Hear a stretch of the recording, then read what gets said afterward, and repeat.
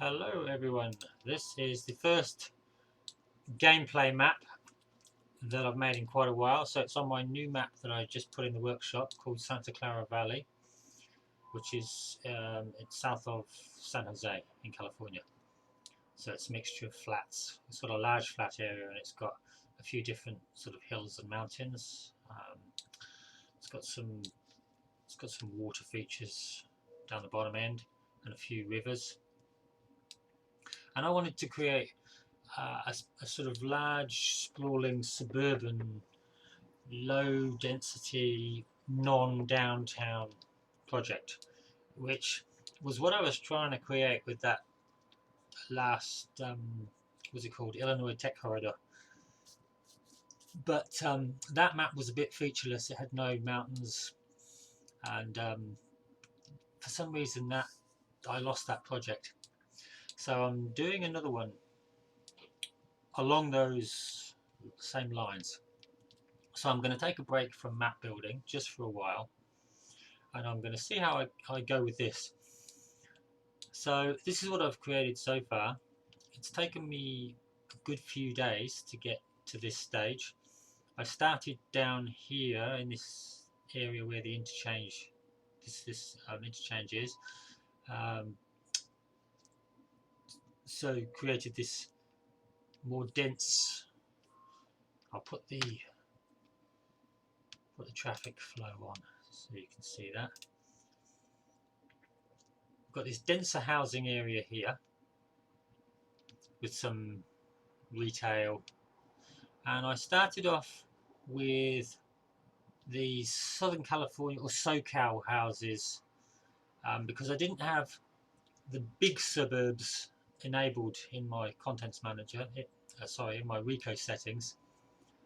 So I've added those, and then I've tended to move towards what are called big suburbs. And although they're not strictly the same as the housing type in the real area, I like them. They've got plenty of trees included with the assets, and they make it really simple to just spread them around and not have to jump around in the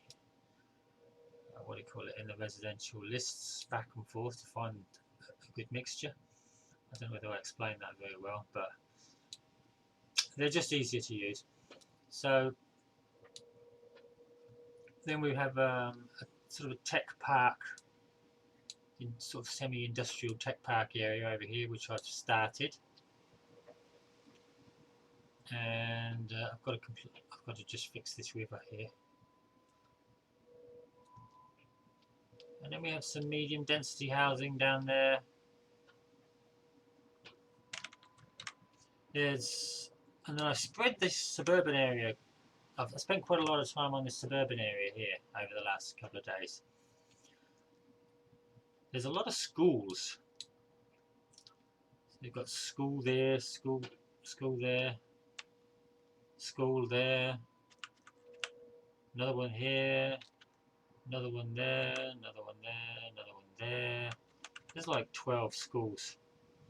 Seems to be a heck of a lot of schools. These are true to life as well. I mean, not exactly, but they're pretty much in the same location as the true to life schools in this area. So I'm pretty much copying more or less exactly, more or less. So these different styles of housing here, they're true to life. This, the baseball parks, baseball stadiums or whatever, they're true to life. This shopping centre here, true to life. This one, true to life. So this running track, that's there. So it's all pretty much there. These shopping centres up here.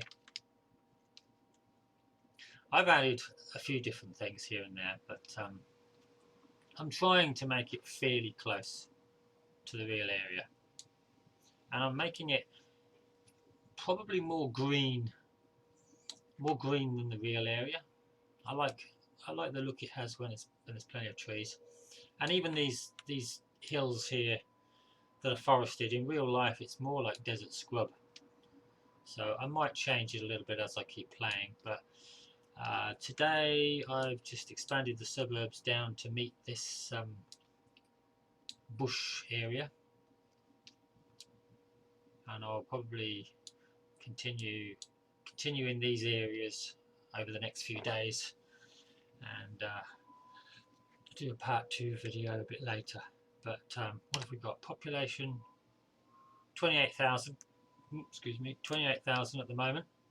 Traffic is running well. Everything's running pretty well. There's enough police stations, fire, ambulance, garbage, and like I always do with my projects, I put a bunch of temporary stuff on the outside here. I've got one of these garbage incinerator, whatever they call them. That's there.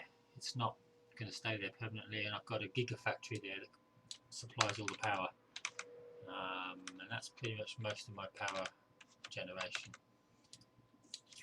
So yeah, I think it's looking reasonable. There's a lot of space on here. It's going to take a long time if I want to really cover a large area.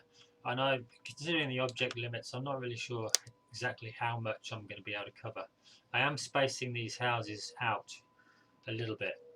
I'm often putting a 1 cell gap between these assets just to give it a little bit extra sort of spreadability. So yeah, I think it'll start to look good in a week or two when it's really, you know, spread over a large part of the map. But it's pretty much all of this flat area is the same. There's not that many multi-level buildings. There are a few dotted here and there on the real area, but it's mostly just suburbs, malls, you know, schools, tech parks, a little bit of industry, and that covers the whole lot. There's some golf courses, a few other things. You know, maybe later I might add a few taller buildings just to break up the flatness, but I don't know, I'm going to resist that urge and just keep it true to life as a sort of flat suburban sprawl, very typically kind of American flat suburban sprawl. That's what I'm really after.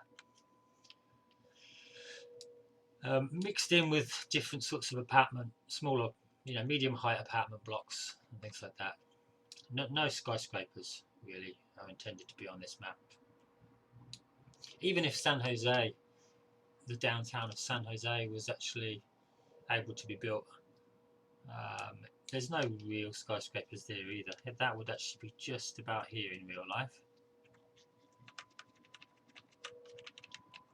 So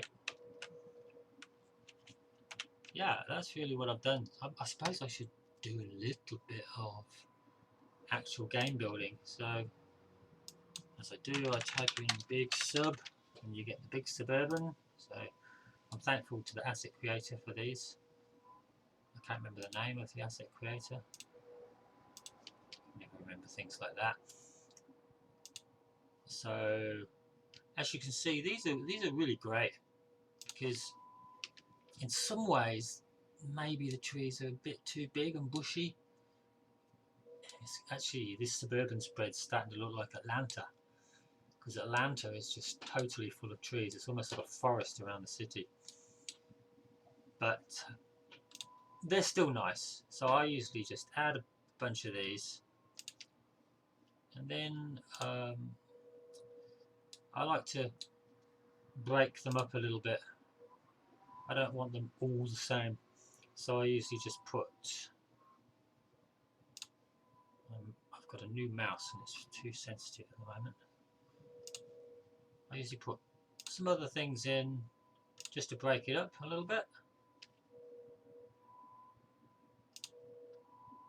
So I don't want them all to be these same darker sort of